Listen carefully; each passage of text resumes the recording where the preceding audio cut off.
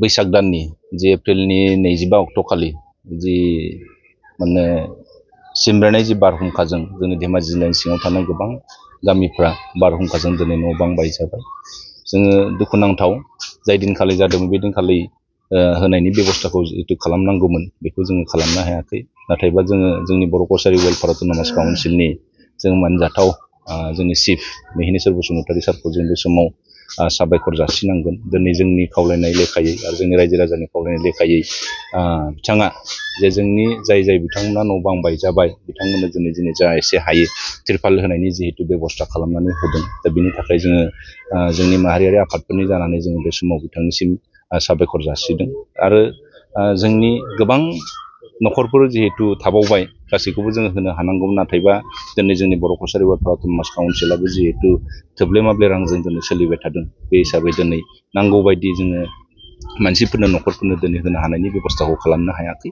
खिन्थु उन बारफोराव बेफोरबायदि जुदि समयसाफोर जायोब्ला जाय बिथांमोना न' बां बायजाबाय आरो जाय बिथांमोना हयथ' न'फा न'नै एसे एनै थालांनो हागौ, दा जाहाथे बिथांमोनखौबो जों खावलायदों जाहाथे फैबाय थानाय समाव जे जोंजों जिहेतु जोंनि जि बर' कसारि वेलफेयार अट'नमास काउन्सिला जा हायो जा एसे हायो बेखौ जि अनसुंथाइ होबाय। दा बे हिसाबै उनबारफोराव जुदि बायसान्स जुदि दा जाथों जायोब्ला हयथ' जोङो होनायनि जिहेतु बेबस्था बेखौ जोङो लानायनि जोङो सावरायदों। आरो बेराफारसेथिं दिनै जोंनि सरकारा बे सार्कोल अफिसनिफ्रायबो जिहेतु गावबुरा बिथाङानो जोंजों दंफायो बिथांमोननि फालनिफ्रायबो सार्कोल अफिसनिफ्रायबो दिनै गोबां गामिफ्राव जिल्लानि सिङाव थानाय गोबां जोंनि गामिफ्रा दिनै बारहुंखाजों जिहेतु बुख्रेब जाबाय बिथांमोननो जि तिरपाल होनायनि जि बेबस्था बिथांमोनाबो बेखौ खालामदों। हयथ' बिथांमोना दिनैनि गेजेरजों होनो हागौ, हयथ' सिगाङावबो माखासे गामिफोराव होबाय खोमा। दा बिथांमोननिसिमनो सरकारनिसिमनो जोङो बे समाव जोंनि आफादफोरनिफ्राय जोङो साबायखर जासिगोन।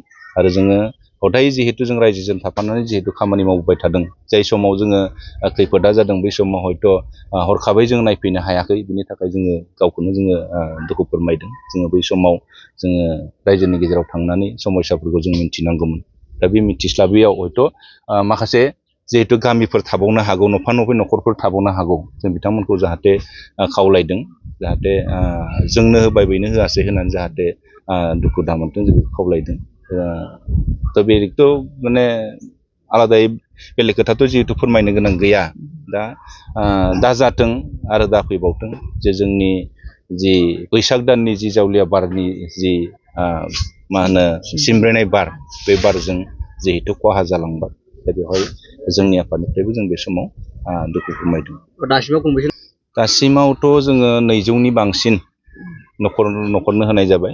जोङो जनाइनिफ्राय लानानै सिलाबोथार जोङो धेमाजियावबो जों सोंदोंमोन, गगामुगाव जोङो सोंदोंमोन, नाथाय बिथांमोननिफ्राय दिनैसिम जेबो लिस्ट फैनाय जाथ'वाखै। बेनिखायनो जिहेतु जों बेखौ बुंनाङा जोंनि बर' कसारि वेलफेयार अट'नमास काउन्सिलनि सिङाव थानाय जोंनि बर' गामिफ्राव जाय न'खरफ्रा बुख्रेब जादों आरो जाय गामिफ्रा जोंनो बा गावबुरा बिथांमोना जोंनो जोंनि दैदेनगिरिफ्रा लिस्टखौ जिहेतु जोंनो होनाय लेखायै बा जोंनि बर' कसारि वेलफेयार अट'नमास काउन्सिलनि लिस्टखौ होनाय हिसाबै जों बेबायदिनो लिस्ट मथै दा बेखौ खालामनायनि बेबस्थाखौ खालामनाय जादों।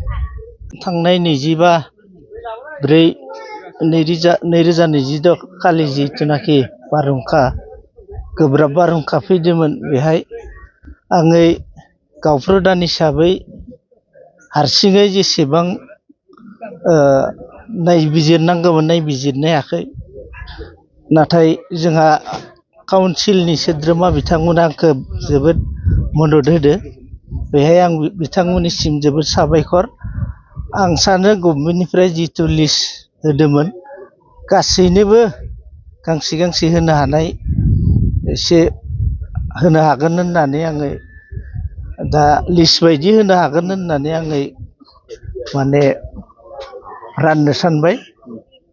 दा बेहाय सोरबाफोर जुदि बेयाव थालांबावदोबा बेयाव उनफोराव नायनोसै। आं बेखिनिखौ बुंनानै गंबेसे गामि होनाय जागोन?